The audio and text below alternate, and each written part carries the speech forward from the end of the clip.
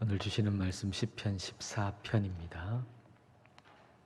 시편 14편 1절부터 7절까지 우리 한 절씩 읽겠습니다. 어리석은 자는 그의 마음에 이르기를 하나님이 없다 하는도다. 그들은 부패하고 그 행실이 가증하니 선을 행하는 자가 없도다. 여호와께서 하늘에서 인생을 보고 살피사 지각이 있어 하나님을 찾는 자가 있는가 우려하시니라. 다 치우쳐 함께 더러운 자가 되고 선을 행하는 자가 없으니 하나도 없도다. 죄악을 행하는 자는 다 무지하냐. 그들이 떡 먹듯이 내 백성을 먹으면서 여호와를 부르지 아니하는도다. 그러나 거기서 그들은 두려워하고 두려워하였으니 하나님이 의인의 세대에 계심이로다. 내가 가난한 자의 계획을 부끄럽게 하나 오직 여호와는 그의 피난처가 되시도다. 함께 읽습니다. 이스라엘의 구원이 시온에서 나오기를 원하도다. 여호와께서 그의 백성을 포로된 곳에서 돌이키실 때에 야곱이 즐거워하고 이스라엘이 기뻐하리로다. 아멘. 오늘 말씀은 두 가지로 적용을 할 수가 있습니다. 하나는 교회 밖의 무신론자이고 또 하나는 교회 안의 무신론자입니다. 교회 밖의 무신론자는 당당하게 하나님이 없다라고 하죠. 교회 안의 무신론자는 하나님이 없다라고 말하지는 않지만 그의 삶의 실질적인 모습은 무신론자와 다르지 않은 것입니다. 1절 전반절을 여러분 한번 보십시오. 이 1절에서 교회 밖의 무신론자를 우리가 생각할 수도 있지만은 교회 안의 무신론자를 생각할 수도 있습니다. 어리석은 자는 그의 마음에 이르기를 하나님이 없다 하는도다. 이 사람은 하나님이 없다라고 마음에 생각합니다. 하나님이 없다라고 마음에 생각하죠. 이것은 하나님이 없다라고 생각하고 우상을 섬기는 이스라엘 바깥의 사람을 이야기할 수도 있지만은 이스라엘 안에 있는 사람을 이야기할 수도 있습니다. 이스라엘 안에 있는 사람들은 예배 예식을 다 지키잖아요. 근데 마음속에는 하나님이 없다 이렇게 생각하는 이스라엘 안에 있는 사람을 이야기할 수도 있다라고 하는 겁니다. 이스라엘 바깥의 사람이 하나님이 없다라고 생각하고 그렇게 살아가는 것도 큰 문제겠지만은 이스라엘 안에 있는 사람들이, 다시 말하면 교회 안에 있는 사람들이 하나님이 없다고 생각한다면 이거는 뭐 더 큰 문제라고 할 수밖에 없습니다. 그러니까 이스라엘 안에 있는 사람들은 예배 형식을 다 지키죠. 뭐 입으로는 하나님이 없다라고 말하지 않습니다. 그런데 그 삶을 보면은 하나님이 없다라고 생각하는 그 무신론자들하고 삶이 별로 다르지 않는 거예요. 실질적인 무신론자인 거죠. 이런 사람을 가리켜서 다윗은 어리석은 사람이다라고 말하고 있습니다. 이 어리석은 자라고 번역된 히브리어 단어가 나발이라고 하는 단어인데요. 나발이라고 하는 단어를 번역하면 어리석은 자가 됩니다. 실제로 이 나발이라고 하는 이름을 가진 사람이 있었지요. 사무엘상 25장 말씀 보면은 나발이라고 하는 이름을 가진 사람이 있었습니다. 자, 그 부분 볼까요? 사무엘상 25장 3절입니다. 그 사람의 이름은 나발이요 그의 아내의 이름은 아비가일이라. 그 여자는 총명하고 용모가 아름다우나 남자는 완고하고 행실이 악하며 그는 갈렙 족속이었더라. 이 나발이 완고하고 행실이 악했다 그랬어요. 근데 이 나발이 결정적으로 잘못한 게 뭡니까? 다윗에 대해서 잘못 생각한 거죠. 다윗에 대해서 잘못 생각하고 다윗을 무시하고 다윗에게 잘못된 행동을 한 거예요. 그래서 나중에는 다윗을 너무 두려워해가지고 낙담해서 몸이 굳어가지고 죽어버리잖아요. 마찬가지로 하나님이 없다라고 생각하면서 살아가는 사람들은 하나님에 대해서 잘못된 생각을 가지고 있는 거죠. 하나님에 대해서 잘못된 생각을 가지고 있고 그 잘못된 생각은 결국 행동으로 나타날 수밖에 없는 겁니다. 1절 하반절을 보겠습니다. 하나님이 없다고 생각하니까 그들의 행동이 어떤가, 삶이 그들은 부패하고 그 행실이 가증하니 선을 행하는 자가 없도다. 하나님이 없다, 하나님이 무능하다, 하나님은 내 실질적인 삶과는 관계가 없다. 뭐 이렇게 생각하는 사람들은 가증하다, 선을 행하지 않는다. 그렇게 말씀하고 계세요. 내 마음이 어떻게 생각하느냐가 결국은 그 행동으로, 삶으로 나타나게 되는 것이죠. 이렇게 볼 때 1절의 어리석은 자는, 하나님이 없다라고 생각하는 어리석은 자는 이렇게 표현해 볼 수 있을 거예요. 교회 안에 있는 사람, 또 이스라엘 안에 있는 사람이라고 볼 때 그들은 행함이 없는 믿음을 가진 사람이라고 말할 수가 있을 거예요. 행함이 없는 믿음을 가진 사람.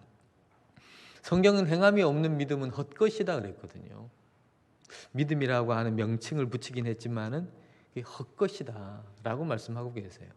야고보서 2장 20절부터 22절입니다. 아, 허탄한 사람아, 행함이 없는 믿음이 헛것인 줄을 알고자 하느냐. 우리 조상 아브라함이 그 아들 이삭을 제단에 바칠 때에 행함으로 의롭다 하심을 받은 것이 아니냐. 내가 보거니와 믿음이 그의 행함과 함께 일하고 행함이 믿음이 온전하게 행함으로 믿음이 온전하게 되었느니라. 아브라함이 어떻게 의롭다함을 받았다 그랬어요? 행함으로. 아브라함이 행함으로 의롭다함을 받았다 그랬어요. 근데 여러분 또 어떻게 알고 있어요? 아브라함이 어떻게 의롭다함을 받았어요? 믿음으로. 로마서 4장 말씀은 그러잖아요. 아브라함이 믿음으로 의롭다함을 받았다. 근데 야고보서 2장은 아브라함이 행함으로 의롭다함을 받았다. 이 두 가지를 종합하면 뭡니까? 아브라함이 믿음으로 의롭다함을 받았다. 그런데 그 믿음은 행함으로 증명된 믿음이다. 그렇게 말할 수가 있겠죠. 그러니까 이 진짜 믿음이라고 하는 것은 행함으로 반드시 나타난다는 거예요. 가짜 씨앗은 심어도 싹이 안 나잖아요. 열매를 맺을 수가 없잖아요. 근데 진짜 씨앗은 심으면 싹이 나고 열매가 맺히잖아요. 그러니까 진짜 믿음이라고 하는 것도 그 행함으로 반드시 증명된다는 겁니다. 진짜 씨앗인 경우에는 두 가지 얘기가 동시에 가능해요. 우리가 지금 이 성경이 이 두 가지가 서로 다른 거 아니냐. 그러면 로마서를 택하면 야고보서는 버려야 되고 야고보서를 택하면 로마서를 버려야 되는 게 아니냐. 이렇게 생각할 수도 있겠지만은 진짜 믿음이라 그러면 이 두 가지가 동시에 다 가능해요. 자, 진짜 씨앗이에요. 그러면 열매를 맺겠죠. 그 열매가 말하자면 의롭다함을 받는 거예요. 의롭다함을 받는 건 최종적인 것인데 그걸 앞당겨서 지금 선언하는 거거든요. 그러니까 열매는 최종적인 것인데 앞당겨서 지금 선언하는 거예요. 그러면 이렇게 얘기할 수 있겠죠. 씨앗을 심어서 열매를 맺게 됐다. 이 씨앗이 씨가 나와가지고 싹이 나와가지고 열매를 맺게 됐다. 이 두 가지 말이 동시에 가능하지 않습니까? 이 씨앗을 심어서 열매를 맺었다. 이것도 가능하고 이 씨앗이 싹이 터서 열매를 맺었다. 이 두 가지 얘기가 동시에 가능하잖아요.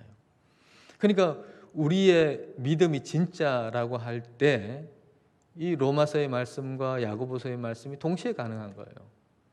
아브라함이 믿음으로 의롭다함을 받았다라고 하는 얘기하고 아브라함이 행함으로 의롭다함을 받았다라고 하는 얘기가 동시에 가능한 거예요. 근데 이 행함이라고 하는 것은 반드시 믿음의 결과인 거죠. 믿음의 결과. 믿음의 결과로서의 행함이 있는 사람은 결코 내가 뭔가를 행했다고 자랑하지 않는 거죠.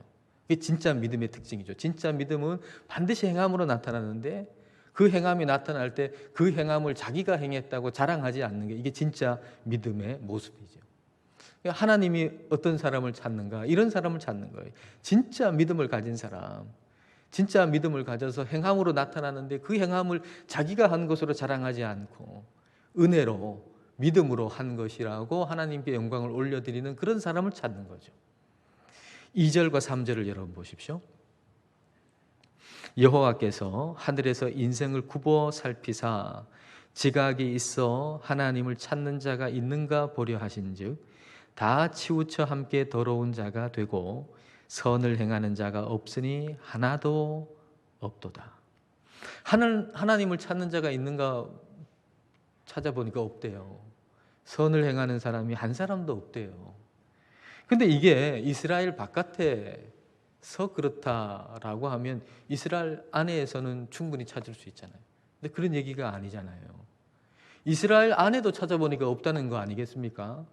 이게 세상 바깥에 찾아보니까 의로운 사람이 없다 이런 얘기가 아니고 교회 안에도 찾아보니까 없다는 얘기가 아니겠습니까? 이게 이스라엘 바깥에도 안에도 교회 바깥에도 교회 안에도 의로운 자가 있는가 찾아보니까 없다는 거예요.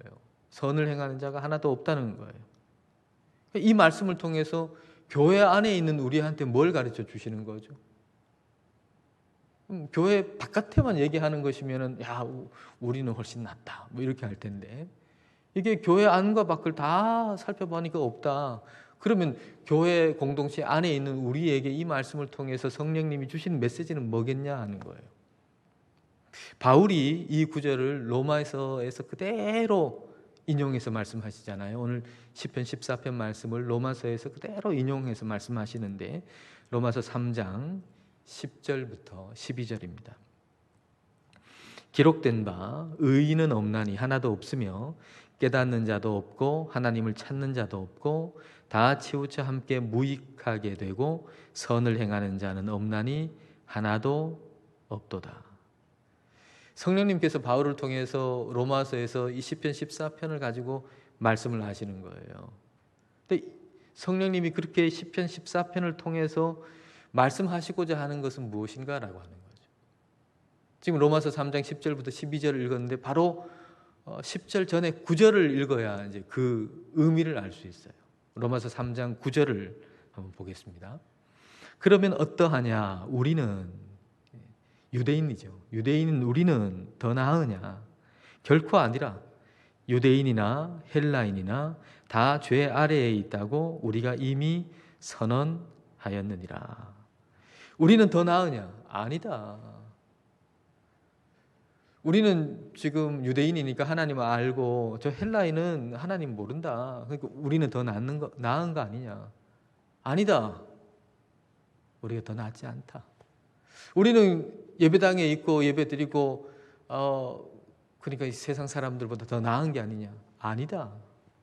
그러면서 시편 14편을 얘기하는 거예요. 의인이 없는데 하나도 없다라고 말씀하시는 거예요. 그러니까 누구도 그 어떤 사람보다 더 나은 사람이 없다라는 얘기예요.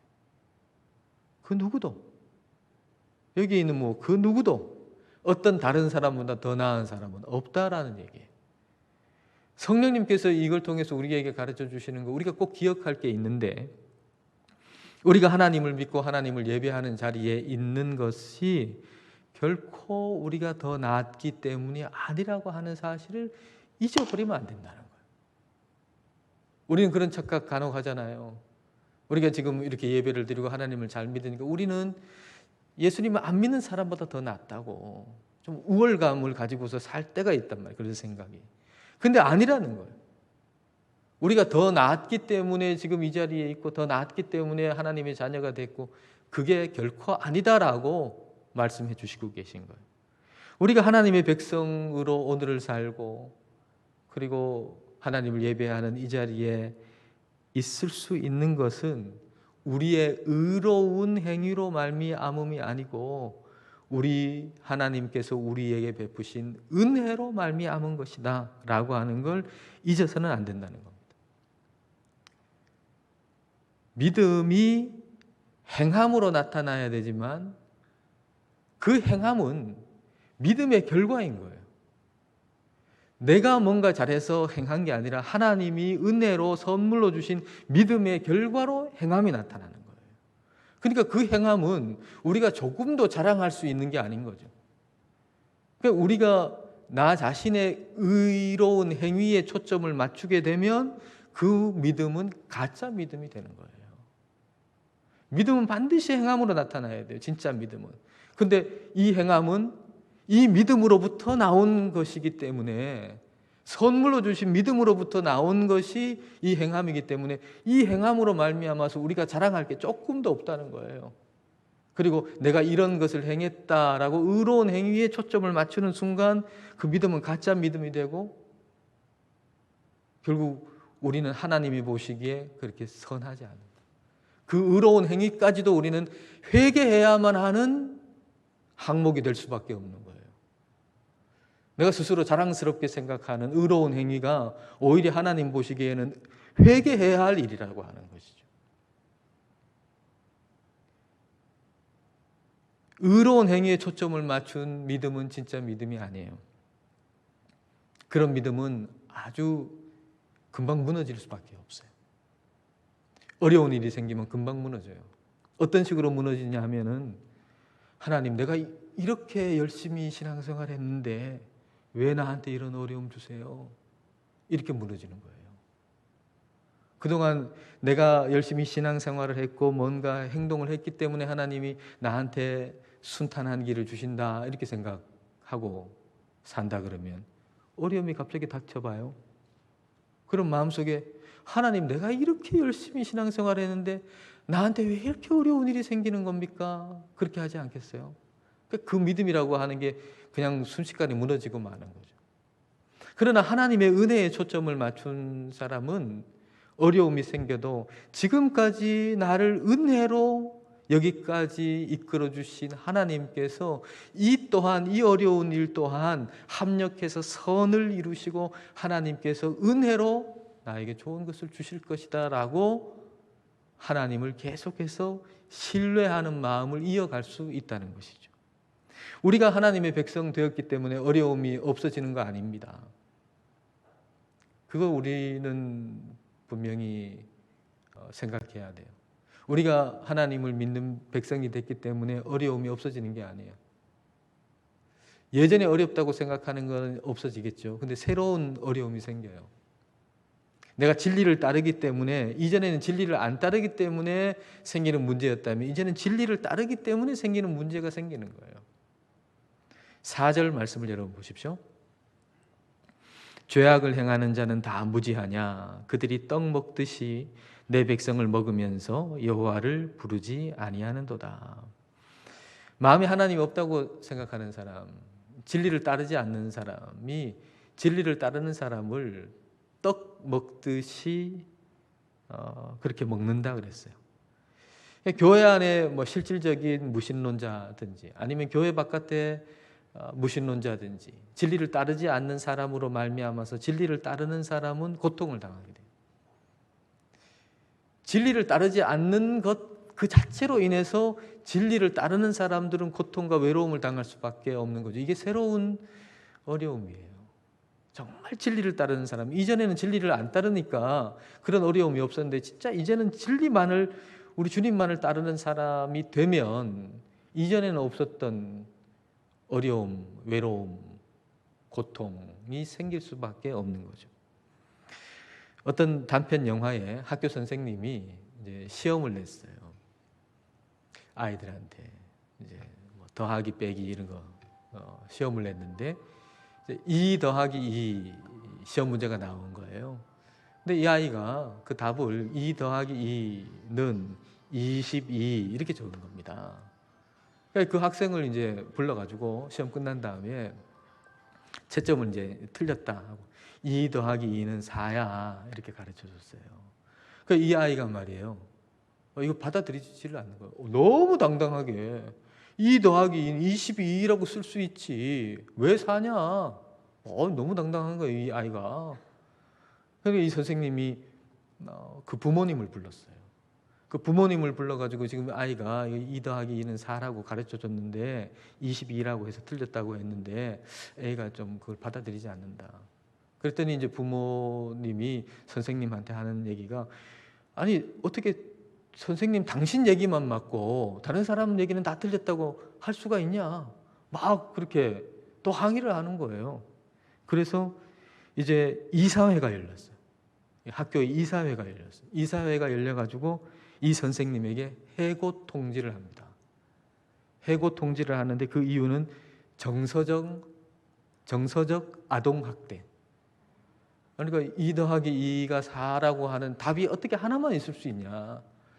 답이 하나만 있는 것이라고 아이한테 얘기해서 아이를 정서적으로 학대를 했다는 거예요. 그리고 이제 텔레비전 뉴스 같은 데서는 이 선생님이 표현의 자유를 침해했다.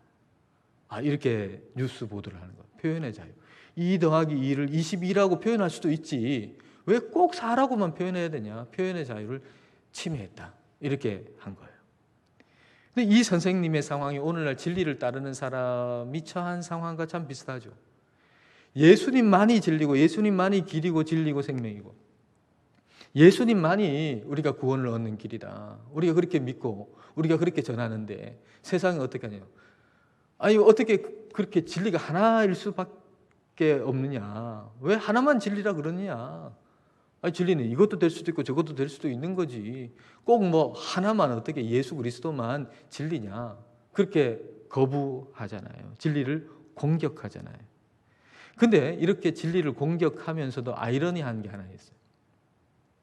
자신에게 편리한 대로는 진리에 속한 것들을 다 사용한다는 거예요. 여러분 가만히 한번 생각해 보세요. 이 세상 사람들이 하나님이 없다 그러는데 그러면서도 뭘 주장하죠? 사회가 공의로워야 된다고, 약자가 존중받아야 된다고, 공평해야 된다고, 평등해야 된다고 주장하잖아요. 여러분 이 세상이 하나님이 만드신 것이 아니고 그냥 우연히 만들어졌고, 그리고 사람이 뭐 이렇게 동물에서 진화가 돼가지고 그렇게 지금 존재하고, 그러면은 공의로워야 할 이유가 어디 있죠? 약자를 존중해야 할 이유가 어디 있죠? 뭐 약육강식으로 다 해가지고 지금 우리가 존재하고 있는 거라 그러면, 하나님이 만드는 것도 아니고 그냥 우연히 만들어진 거라 그러면 왜 공의로워야 됩니까? 왜 공평해야 돼요? 왜 평등해야 돼요? 왜 약자를 보호해야 돼요? 그럴 이유가 하나도 없잖아요. 약한 것들은 다 때려 부시고 강한 자가 살아남아야죠. 근데 하나님이 없다고 하면서도 자기의 편의에 따라서는 사회가 공의로워야 된다고, 약자가 존중받아야 된다고, 소수자가 존중받아야 된다고, 평등해야 된다고, 자기의 이익을 따라서는 다 진리에 속한 걸 다 사용하거든요. 참 아이러니한 거 아니에요. 앞서 말씀드린 그 단편 영화를 다시 생각해 보면 2 더하기 2가 4, 답은 하나다 라고 말했던 선생님을 이제 학교를 내보내면서 해고하면서 교장 선생님이 월급하고 퇴직금을 줘요. 월급 2,000달러 그리고 퇴직금 2,000달러 더해서 4,000달러라고 하면서 딱 줘요. 그럼 여러분 생각해 보세요. 2 더하기 2가 22일 수도 있으면 왜 2,000달러, 2,000달러 더하기가 4,000달러입니까? 22,000달러 줘야 되잖아요. 근데 자기의 편의에 따라서 2 더하기 2는 22도 된다고 막 떠들다가 자기의 편의에 따라서 2 더하기 2가 갑자기 또 4로 바뀌어버려요. 자기 유익에 따라서 진리에 속한 것을 쏙쏙 빼가지고 그렇게 사용한단 말이에요. 이용한단 말이죠. 여러분 이 세상을 진리가 없어도 살아갈 수 있을까요? 불가능합니다. 이 세상은 진리이신 하나님이 만드셨어요.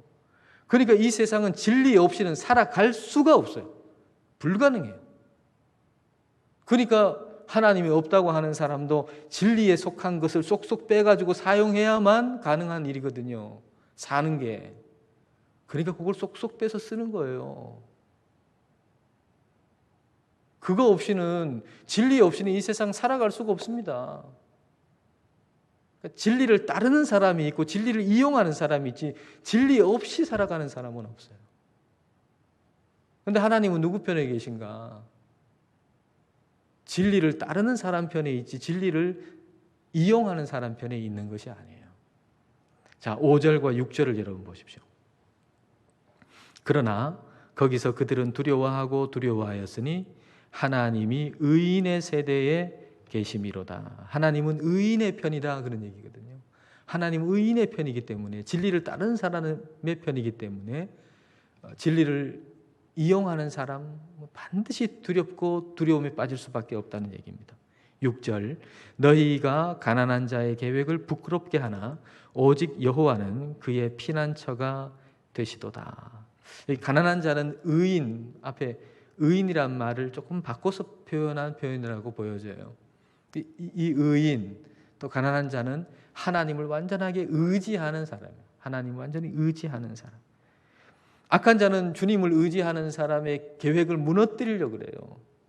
근데 그것이 이루어지지 않는다는 거죠. 주님을 의지하는 사람, 이 사람은 어떤 사람일까요? 하나님의 뜻이 이루어지기를 원하는 사람. 하나님의 뜻이 이루어지기를 기도하는 사람. 하나님의 뜻이 하늘에서 이루어진 것처럼 이 땅에서도 이루어지기를 기도하는 사람들이죠. 이게 하나님의 사람들이죠.